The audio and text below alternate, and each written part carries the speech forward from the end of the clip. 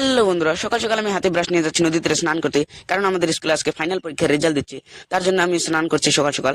তো সকাল সকাল আমাদের গ্রামের ভিউটা এত সুন্দর যে তোমরা অল্প দেখো কি সুন্দর ভিউ।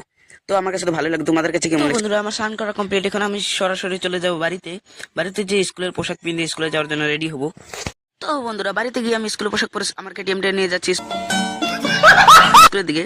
তো যাওয়ার সময় মা বলেছে কি, ভালো রেজাল্ট নিয়ে বাড়িতে আসিস, নাহলে তোর খবর আছে আজকে। তো আমি তো ভয়ে ভয়ে ভাবছি আজকে বাড়ি যেতে পারবো তো। বন্ধুরা, স্কুলে ঢুকে দেখলাম সবাই আমাকে দেখে হাসতেছে, মানে নিশ্চয়ই আমার আজকে রেজাল্ট খারাপ হয়েছে, তার জন্য ওরা হাসছে। তো কি করবো? তো বন্ধুরা, ফাইনালি রেজাল্ট আমি হাতে পেয়ে গেছি। আর রেজাল্টটা পেয়ে মনে হলো আমি এক্সাম দিতে গেছিলাম না, পিকনিক করতে গেছিলাম।